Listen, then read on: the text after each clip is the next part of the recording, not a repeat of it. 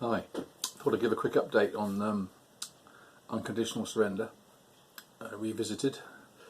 You might recall I was going for the historical West First approach, and we're coming to the end of Case Yellow, the campaign for France. It is quite tough, as I did remember it to be, and I've just done the July 1940 turn, and France hasn't quite yielded yet. It'll happen this turn, I'm pretty sure, in August. Combination of the good weather and a couple of the Panzer armies in position to probably take out the last couple of cities. I think the French will is on about 4, so that equates to 2 cities or 4 units or any combination thereof. But you know, they've not had it their own way entirely. You don't actually see many German losses. There is a flipped army on the in France, a flipped German army, but you don't tend to have many counterattacks by the Western powers. The BEF was destroyed. It was actually defending Paris because it could be supported by its air units flying out to the UK. And that is one rule that I think might be easy to get wrong. You forget that when you're doing ground support, a ground support mission cannot be intercepted by the enemy. The enemy can only essentially attempt to fly its own ground support over the same hex, and that leads to the air-to-air engagement first, which may result in one or both sides being able to offer the modifier, which is +2 in good weather, which is quite important. But what you can't do is have the British trying to intercept the Germans over a French defending unit.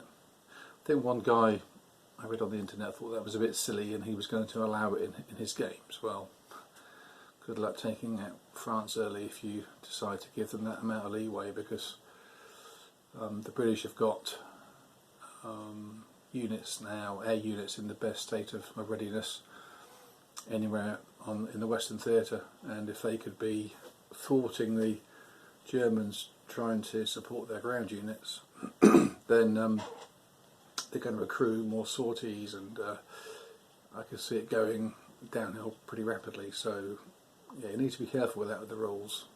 Only the French air can support French ground, and the same for the British and the Germans. So Russia's pretty quiet. They've had some successful area seized political events. They've now got all 3 of the Baltic states, along with, of course, Eastern Poland. There's a pro-Axis marker in Rome and one in Budapest. Still the pro-Western one in Madrid. So if France does go this turn, there'll obviously be another shift.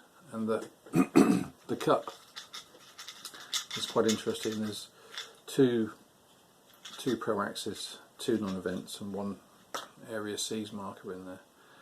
The Germans just didn't have enough production points to, which is 5, you might recall, to have a go at the cup last turn. More concerned in trying to refit their aircraft.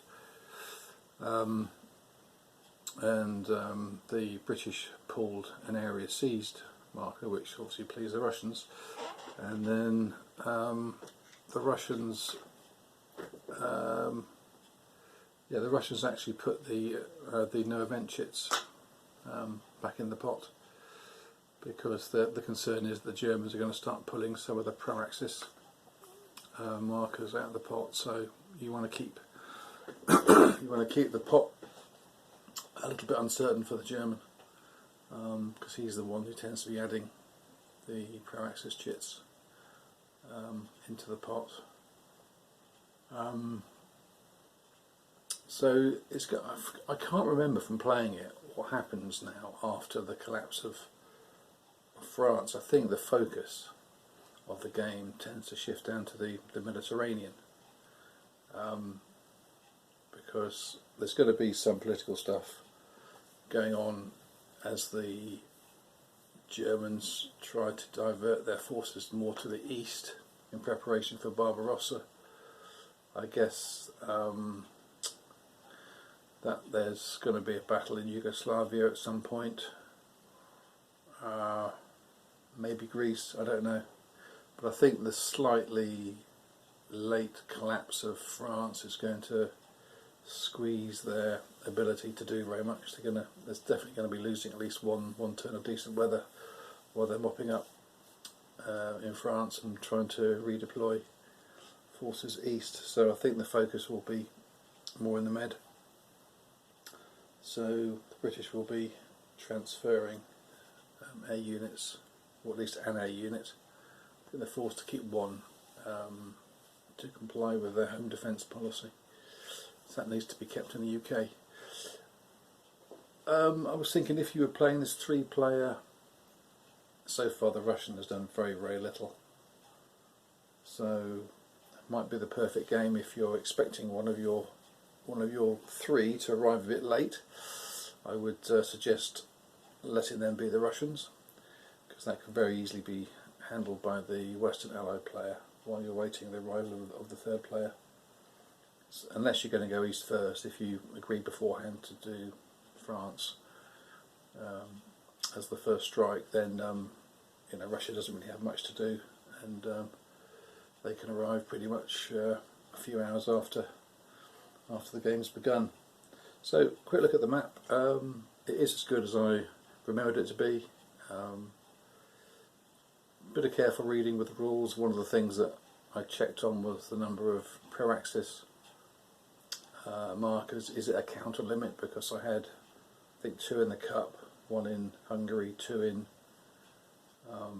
Italy. There's a chance of maybe getting some more, but the answer is yes. I think there are 8 pro-axis markers, and that is a limit to the number that can be in play. You can't make any of your own. So let's have a look at the map. Okay, so here is where it's all happening. You'll see that Paris is now under German control, so that was a 4 will off the French. Their starting will was 20. They're threatening Le Havre, which will be worth 2, plus another one if they manage to kill the unit, which is currently isolated. It's a big DRM for isolated defender, plus 2's quite a big shift.